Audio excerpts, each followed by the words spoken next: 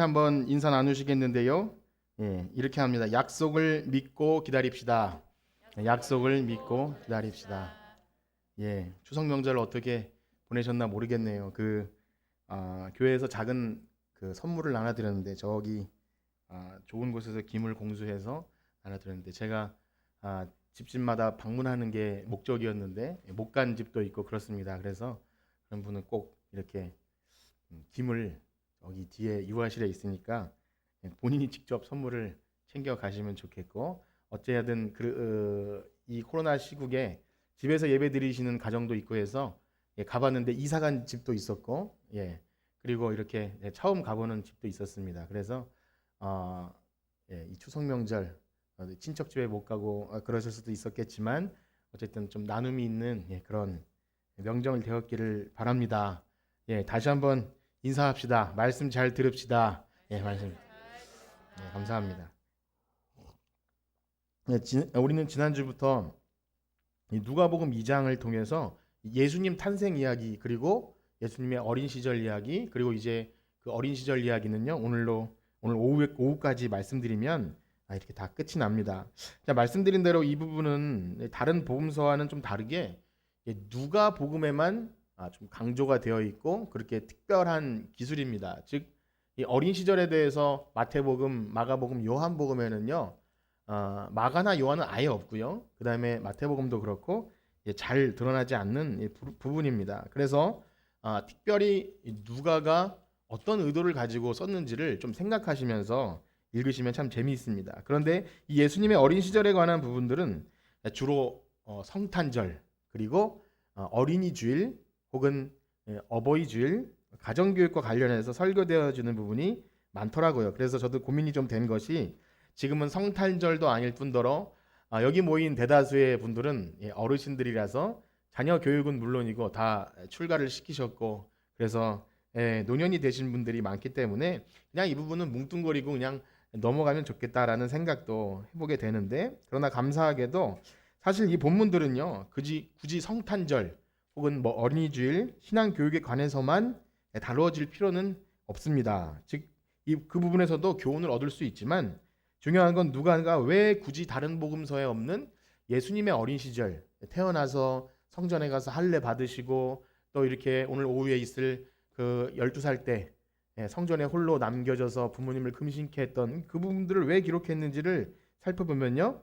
역시 우리에게 이것이 얼마나 귀중한 복음 이야기가 되는지를 우리가 알 수 있습니다. 그래서 특별히 오늘은요. 하나님께서 보내주시기로 한 이 구원자 메시아이신 예수님을 아기 예수님을 기다려온 사람들 이야기를 듣게 될 것인데 바라기는요.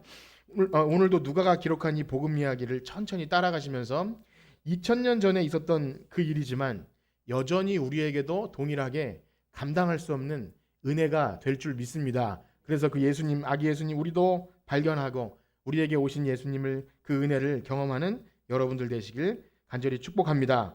자, 지난주에는요. 21절에서 24절까지 예수님께서 사람, 그것도 그냥 아기, 평범한 아기로 태어나신 것, 그 얘기를 보면서 이 성전에서 있었던 일이 강조되었습니다. 성전에서 무슨 일을 한 것이 강조되었냐면 반복된 표현이 이거였어요. 주의 율법대로 또 모세의 법대로 또 그리고 율법대로 비둘기를 이렇게 드리고 할례를 행하고 한 율법대로를 강조했어요. 하나님의 본체이신 예수님이 이 땅에 아주 힘없는 아기로 오심조차 사실은 감당할 수 없는 은혜입니다. 우리와 같은 인간으로 이 땅에 오신 그것조차 그런데 그분께서 율법의 의무를 다 감당하신 것은 그저 이 유대인 가정에서 태어났기 때문에 어쩔 수 없이 아기니까 힘이 없으니까 부모가 시키는 대로 그냥 해서 그렇게 된 것이 아니라 분명한 의도가 있죠. 그것은 뭐냐면 이 땅에 여자의 몸에서 나게 하시고 그 모든 율법에 순종하신 것은 사실은 율법은 인간의 죄 때문에 주신 거잖아요. 예수님은 순종하실 필요가 없음에도 불구하고 우리가 자주 읽는 히브리서 말씀대로 우리의 연약함을 다 채울하시기 위해서 그리고 그 저주를 본인이 직접 스스로 담당하기 위해서 스스로 종의 몸을 입으신 것을 우리는 알 수 있습니다. 자, 이렇게 지난주에는요. 사람의 몸을 입고 오신 그 아기 예수님에 대해서 율법에 순종하셨다. 그렇게 그것을 반복되면서 들었고요. 오늘은요. 그 모든 일이 일어난 것이 바로 성전입니다. 성전을 배경으로 하는 일을 보게 될 텐데, 누가는 오늘 예수님께서 성전에 들어가신 그 사건에 대해서 너무나 기다렸다던 듯이 마침내, 이런 단어를 많이 써요. 마침 날이 차서 그날 거기서 엄청난 그 만남이 이루어졌다. 그것을 강조하고 있습니다. 우리 그래서 22절을 한번 다시 보도록 하겠습니다. 누가복음 2장 22절입니다. 시작. 모세의 법대로 정결 예식의 날이 참에 아기를 데리고 예루살렘에 올라가니. 아멘. 먼저 1차적인 의미는 그렇습니다. 정결 예식이 찼다는 거죠. 잘 모르실 수도 있겠지만 구약 성경 레위기서에 보면요, 이런 법이 있어요. 아기가 어떤 그 임산부가 엄마가 아기를 낳으면 그것도 날짜가 있어요. 아기는 8일째가 돼서 그때까지 이렇게 할례를 행하게 되고, 산모는 부정한 상태에 이릅니다. 부정한 상태. 잘 모르게 들으면 아니 아기 낳는 게 왜 부정한가 뭐 그럴 수 있겠지만 법이 그랬어요. 그리고 33일이 지나서 40일이 돼야만 이제야 여인이 이제 깨끗하다 인정이 되고 성전에도 들어갈 수 있는 그런 시기가 됩니다.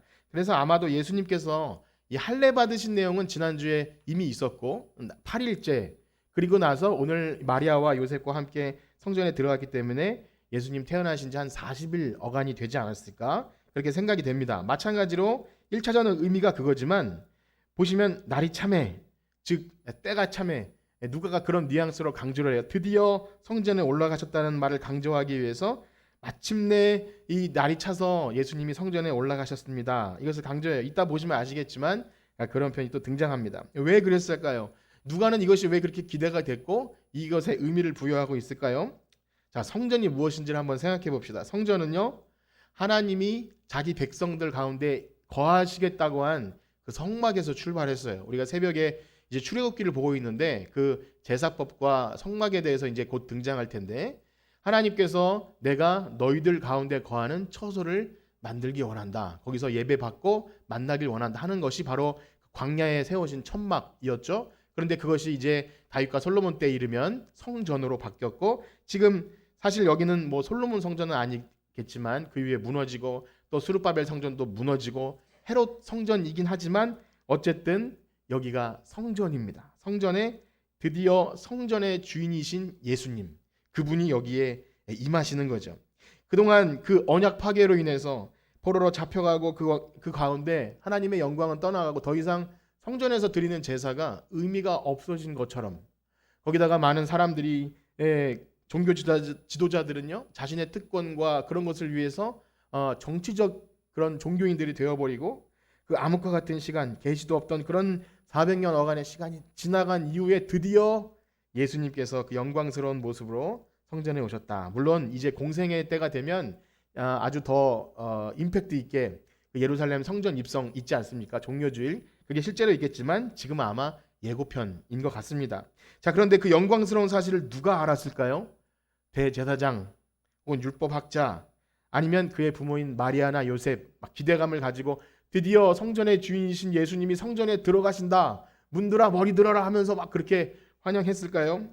아시면 보겠지만 그의 부모 마리아, 요셉조차 별로 그렇게 생각하지 못했던 것 같습니다. 오로지 오늘 보시면 시므온이라고 하는 나이 많은 노인, 그리고 그 할아버지와 또 그 여인 안나라고 하는 할머니, 할아버지 할머니 두 분이서 너무나 영광스럽고 기뻐서 이젠 죽어도 여한이 없다, 이런 이야기를 듣게 되는 거예요. 마치 예수님이 태어나셨던 그때도요, 그 한밤중에 아무도 그 사실을 몰랐지만 오로지 그 들에서 양을 치던 외로운 또 소외된 그 목자들에게만 그 소식이 전해져서 그 사람들이 와서 예수님을 축하해 줬던 것처럼 이 복음이 이 땅에 전해지고 예수님이 들어오셨지만 아무도 그 사실을 알지 못했다. 그런데 오늘은 그래서 시므온과 안나에 대해서 잠시 살펴보기 원하는데요. 그 사람들은 어떤 사람일까요? 먼저 우리 시므온에 관해서 25절에서 27절까지 한번 읽어보겠습니다. 25절에서 27절 시작. 예루살렘에 시므온이라 하는 사람이 있으니 이 사람은 의롭고 경건하여 이스라엘의 위로를 기다리는 자라. 성령이 그 위에 계시더라.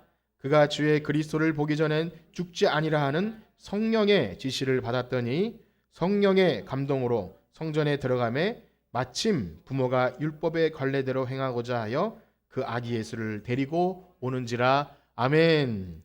조금 보는 눈이 있으신다면 반복되는 게 있었죠. 뭐가 반복되죠? 성령이 25절 성령이 그 위에 계시. 26절에 성령의 지시를 받아. 27절에 성령의 감동으로. 약간 뭐 이런 표현 짜증 나지는 않으시죠? 어쨌든 너무 왜 이렇게 할 정도로 이 강조하고 있어요. 이 누가는요, 이 누가복음과 사도행전을 기록했는데 모든 출발과 끝이 성령이고 찬송이었어요. 누가복음도 누가가 썼고 사도행전도 누가가 썼는데 거기에 출발점이 성령이 강림하심부터 시작하지 않습니까? 그리고 찬송하며 여기서도 사가랴의 찬송 또 시므온의 찬송이 많이 나오는 것. 이거 누가복음 누가가 썼구나. 사도행전 이렇게 느낌이 오시면 좋을 것 같아요. 자, 무엇입니까?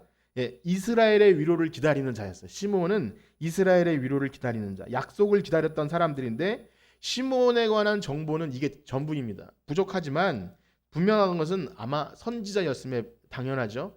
성령의 감동이 그에게 있었고 26절에 보니까 그리스도를 보기 전에는 죽지 아니라 하는 그런 지시를 받았기에 그는 성전에 항상 있었을 것입니다. 이 성령에 감동된 자, 하나님의 말씀을 믿고 이스라엘의 위로 즉 보내주시기로 한 그 예수님을 끝까지 기다렸던 이제 드디어 이 땅에 오신 그 예수님을 보는 그날. 그래서 여기서도 강조되어 있습니다. 27절에 보면 성전에 들어가며 마침 부모가 이게 우연히 일어났다는 것이 아니에요. 마침 그때 거기서 만나게 된 거죠.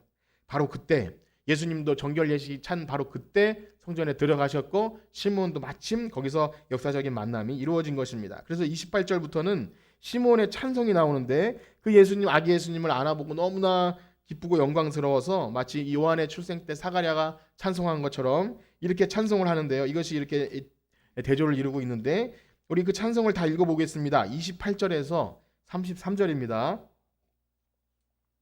자, 시작. 시므온이 아기를 안고 하나님을 찬송하여 이르되 주제여 이제는 말씀하신 대로 종을 평안히 놓아 주시는도다.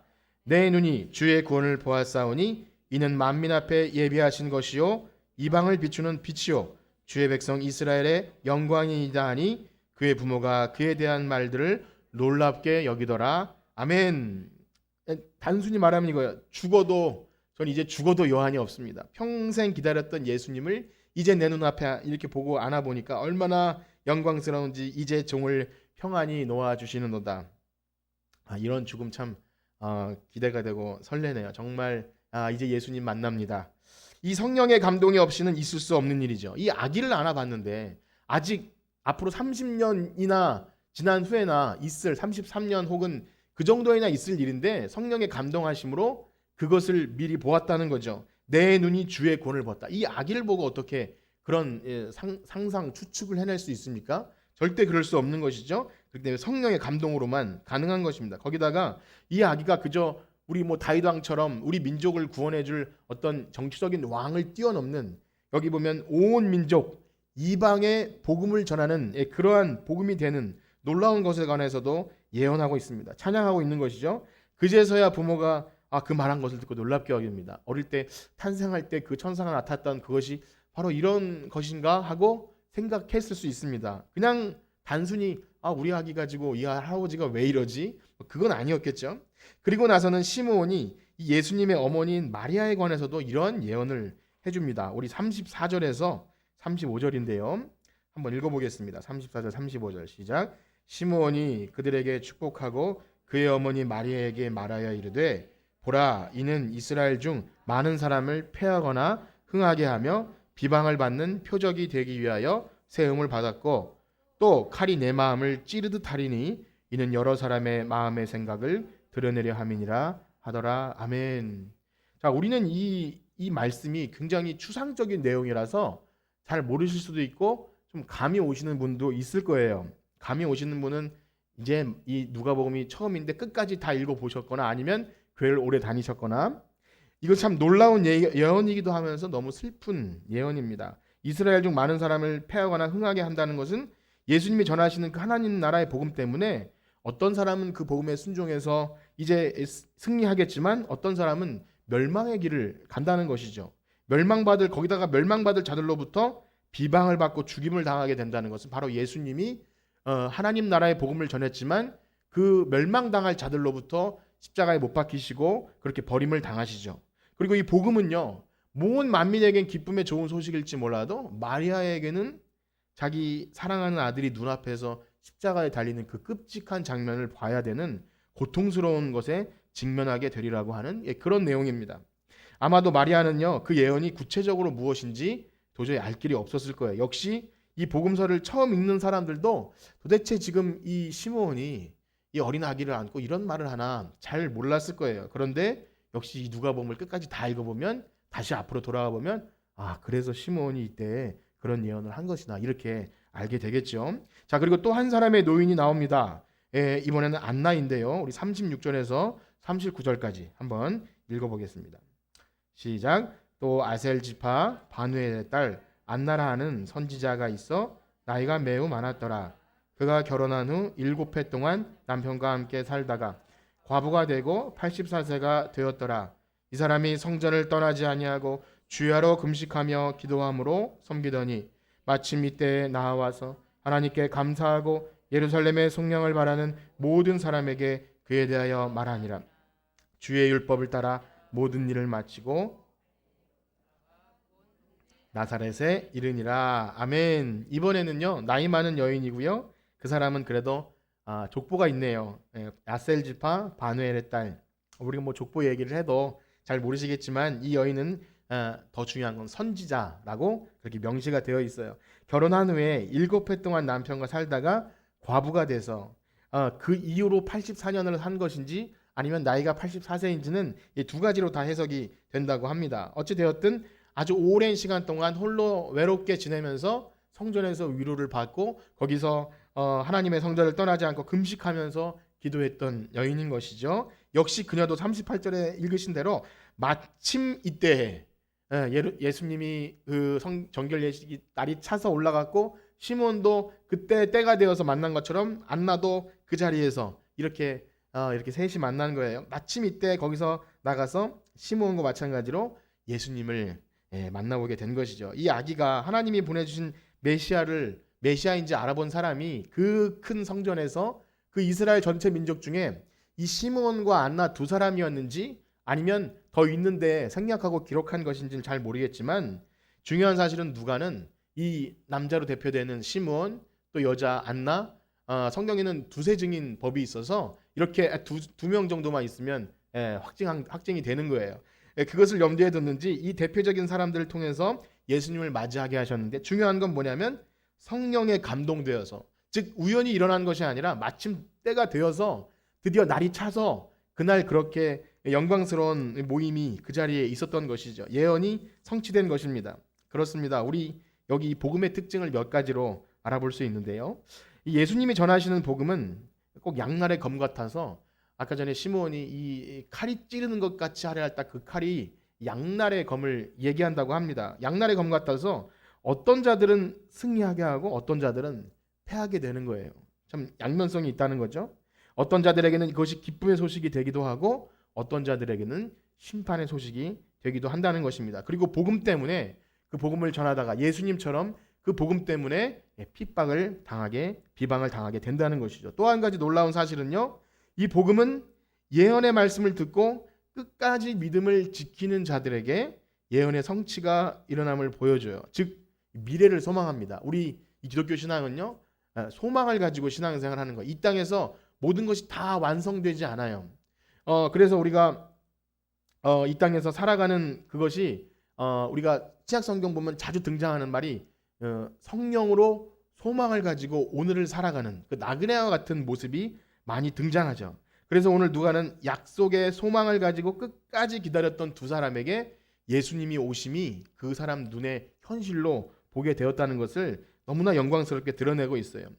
그 당시에도 많은 사람들이 있었을 거예요. 약속을 믿고 기다렸던 사람들이 분명히 있었을 거예요. 그런데 끝까지 기다린 사람은 극소수였죠. 어떤 사람들은 정치적 상황 때문에 그냥 기득권이 된 사람도 있을 거예요. 그 종교 지도자들이나 그런 바리새인, 서기관 뭐 이런 제사장들은 분명히 성경 말씀을 알았지만 그 로마의 그 압제 아래서 기득권이 되었을 것입니다. 또 어떤 사람들은 아예 신앙을 저버리기도 했을 것이고 어떤 사람들은 이제 성전을 떠나서 멀리 세례 요한이 있었던 그런 광야에서 그냥 동굴에 숨어서 그렇게 좀 세상을 피하고 싶었던 사람도 있었을 거예요. 그러나 오실 메시아를 끝까지 성전을 지켰던 사람들, 메시아를 기다리기 위해서 성전을 지켰던 사람들이 이 두 노인에 불과하다는 사실은 너무나 사실 안타까운 사실이죠. 오늘날도 우리가 사는 이 시대가 얼마나 약속을 기다리기 어려운 시대인가요? 약속을 기다리기 어려운 시대. 우리는 다시 오실 주님을 기다리는 성도들인 줄 믿습니다. 여러분 항상 그 마음을 가지고 계신가요? 약속을 기다리는 사람들. 그래서 로마서 8장 말씀에 보면요. 이것을 피조물조차 썩어짐의 종로로 타는 데서 해방되어서 하나님의 자녀들이 영광의 자유에 이르는 것을 탄식하면서 고대한다는 그런 참 신비스러운 표현을 써요. 이 피조물조차 이 땅의 모든 창조물이 사실은 이 창조물도 사람이 타락함으로 저주를 받은 것 아닙니까? 그러니까 이 만물이 회복되는 때를 이 피조물도 고대하면서 기다린대요. 피조물도 고대하면서 기다리는데 우리가 기다리지 못한다면 그렇죠. 우리가 믿음으로 이렇게 되었지만 이 죄악된 세상에서 불완전한 육신을 가지고 매일매일 시험에 걸려 넘어지면서도 우리가 부르는 찬양처럼 그날에 우리를 이루실, 그날에 우리를 완전히 회복시키시고 구원해 주실 날을 손꼽아 기다리는 것, 바로 우리는 그런 사람들입니다. 여러분 다 그런 사람들이시죠? 자꾸 우리의 신분을 확인하셔야 돼요. 이 땅이 천국이 아니고 이 땅에서 모든 것이 이루어지는 것이 아니라 지금은 연약하고 혹은 실패하고 넘어지고 낙심하여 답답할 때도 있지만 그러나 매일매일 그날을 손꼽아서 기다리는 성도들, 그날이 우리 육신이 눈을 감기 전에 올지 혹은 죽은 다음에 우리 후손들에게 올지 우리는 잘 알지 못하지만 반드시 그날이 온다고 믿는 사람들입니다. 그런데요, 때로는 그 약속을 믿고 열심을 내기도 하지만 가끔씩 들려오는 힘 빠지는 소리와 나약한 상황들, 또 가끔씩 툭툭 마음에 던져지는 그런 우리의 마음을 힘들게 하는 상황들에 이르면 내가 뭐라고 이러고 있나 그런 생각이 들 때가 있어요. 내가 뭘 그렇게 애써서 기다리고 있나. 물론 기다리는 마음도 주님이 주시겠지만 내가 뭐라고 이러고 있나 이런 생각이 들어요. 열심 내지 않아도 아무도 뭐라고 하는 사람 없는데 열심 내고 우리 열심히 합시다 기도합시다 그렇게 막 해도 하지 않아도 아무도 뭐라고 하는 사람 없는데 뭐 그렇게 내가 뭐라고 그렇게 하나라는 생각이 들 때도 있어요. 성도들 가운데 성도님들 가운데 목사님 저 좀 열심 내게 좀 도와주세요 라고 말하는 사람도 없는데 뭐라고 그러고 있나라는 생각이 들 때도 있습니다. 그렇게 힘을 잃고 낙심할 때가 있죠. 그때마다 다시금 우리가 위로를 얻을 수 있는 것은 약속의 말씀이에요. 약속의 말씀. 말씀이 없다면 우리는 우리 현실 앞에 보여지는 현실 앞에 그저 주저앉을 수밖에 없습니다. 우리 기독교 신앙의 본질이 바로 약속을 기다리는 거예요. 안타깝지만 약속을 기다립니다. 보여줄 게 없어요. 누가 증거를 대발하고 해도 보여줄 게 없어요. 그 약속을 믿고 기다리면서 인내하면서 견디면서 버티는 것, 그리고 마침 때가 되면 꽃이 피고 열매를 맺게 되는 것, 그래서 말씀을 펴고 기도를 하고 오늘을 살아가는 것이 우리 신자의 모습입니다. 혹시 여러분 이런 질문을 한번 드려볼게요. 여러분 중에 내가 신앙을 내려놔도 누가 뭐라고 할 사람이 있으신가요? 목사님 빼고 내가 당장 다음 주부터 이제 난 교회 안 나옵니다라고 해도 주변에서 뭐라고 하실 분이 있으신가요?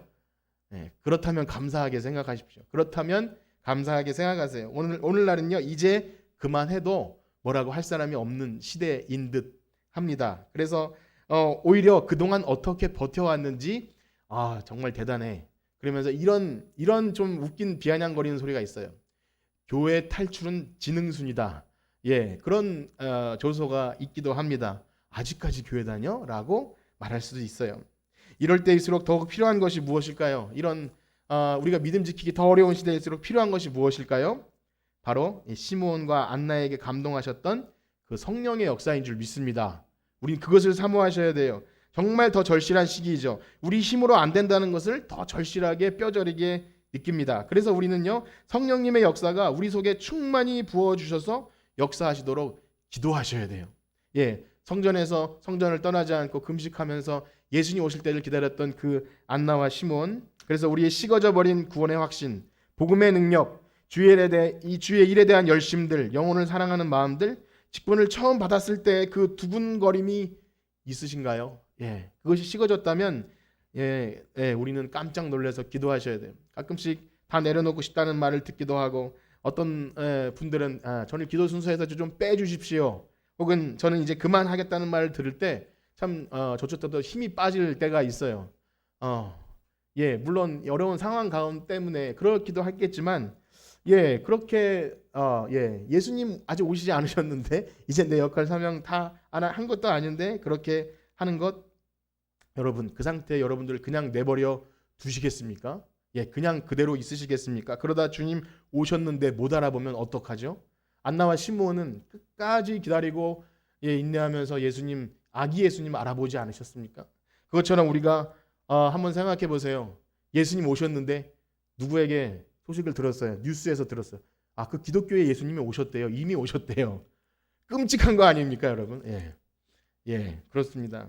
기도하셔야 합니다. 새로 직분 받으실 분들도 함께 나와 기도하시고요. 오래된 분들도 함께 나와 기도했으면 좋겠어요. 시므온과 안나처럼 자기의 기도의 자리를 지키시고 다시금 우리 마음에 이 성령의 역사가 충만히 부어질 수 있도록 기도해야 됩니다. 기도의 다른 것으로 이런 종류가 나갈 수 없습니다. 요즘 새벽 예배와 금요철에 여러 가지 기도 제목을 넣고 조금 평소보다 장시간 이 기도를 하고 있는데요. 아마 좀 오래 해서 마음에 불편하신 분이 혹시 있을 거라는 여러 가지 생각도 해봅니다. 그렇지만요, 이런 생각이 들었어요. 마치 안 쓰던 근육을 다시 쓸 때 조금 힘들고 뻐근하고 어렵지만 약간 어색하고 힘들지만 기도하니까 되더라고요. 기도하면 되는 거예요. 솔직히 고백하면 사실 저도 예전 같지 않음을 고백합니다. 금요 기도회를 마치면 그래도 좀 오래 기도할 때도 있었고, 전도사로 사역하던 교회에서 이렇게 한 3, 40분을 기도 인도를 해야 돼요. 기도 제목을 가지고 하는데 뭐 더 젊어서 그랬는지 하나도 안 힘들었어요. 막 목이 쉬고 그렇게 인도를 해도 그랬는데 오랜만에 하려니까 사실 조금 지쳤는데, 또 청년 시절에는 수련회가 끝나면 각자 개인 기도하는 시간 있지 않습니까? 그러면 막 아주 밤을 새지는 않더라도 그래도 기도하다 보니까 막 시간이 이렇게 됐네라고 생각할 정도의 그런 순간들이 추억이 되는 것은 끔찍한 일이죠. 그래서요, 막연한 추억이라고 생각하지 마시고 아주 단순한 진리인데요. 한번 따라해 보실까요? 기도하면 기도가 됩니다.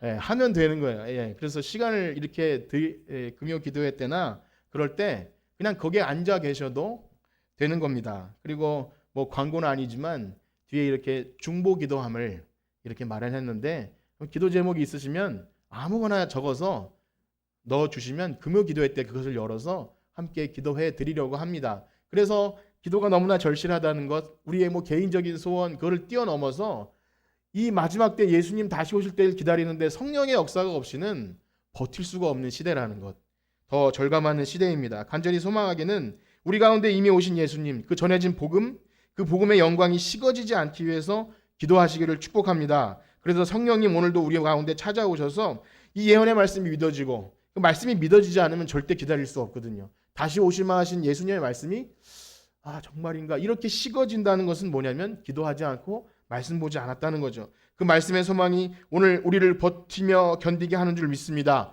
오늘 성경에서 만난 시므온과 안나처럼 다시 오실 예수님, 우리에겐 이미 오셨는데 이제 그 오신 예수님이 다시 오시마 약속하신 그 예수님을 맞을 준비하는 시므온과 안나처럼 기도하는 우리 모두가 되길 간절히 축복합니다. 우리 그런 마음 가지고 한번 합심해서 기도하실 텐데요. 이 시간에 혹시 그런 마음이 드셨다면, 하나님 제가 기도를 쉬었습니다. 혹은 기도할 것이 있는데 앞으로 중요한 일이 있는데 그저 그냥 시간이 지나면 되겠지라는 그런 마음이 있었다면, 하나님 제가 주의 일을 앞에 두고 열심히 기도하겠습니다. 성령님 우리를 뜨겁게 해주십시오. 우리 이런 마음 가지고 합심해서 기도하겠습니다. 하나님 감사합니다. 이 주일 아침 우리에게 시므온과 안나가 너무나 큰 도전이 되었고 하나님 믿음의 선배들이 되었다는 것을 고백합니다. 우리의 힘으로도 아니고 능으로도 아니고 오직 성령님으로 여호와의 신으로만 이런 것이 있을 수 있다는 것을 들었으면서도 우리는 사람들의 말에 여러 가지 보여지는 것들에 낙심하고 이제는 끝나도 되는 것인가 하는 그런 두려움에, 또한 낙심에 우리 스스로 그렇게 있을 때가 너무나 많이 있습니다. 내려놓고 싶을 때가 있고 이제는 저를 시키지 말아주세요 라는 목소리를 들을 때 너무나 낙심되는 소리도 있습니다. 그러나 주님께서는 우상에게 무릎 꿇지 아니한 7,000명을 남겨두신 것 같이 이 어려운 시대에도 기도하며 주님께서 시키실 일을 마음에 준비하는 주님의 백성들을 남겨놓으신 줄 믿습니다. 하나님 예배하게 하시고 우리 마음의 복음의 확신과 주님께서 맡기신 그 직분을 잘 감당할 수 있는 성령의 능력을 허락하셔서 하나님 한 주간 지내는 동안도 시므온과 안나처럼 기도의 자리를 떠나지 않고 말씀을 우리 마음속에 새겨서 다시 오실 주님을 뜨겁게 기다릴 수 있는 우리 모두가 되게 하여 주시옵소서. 감사드리며 예수님의 이름으로 기도드립니다. 아멘. 우리 이 시간에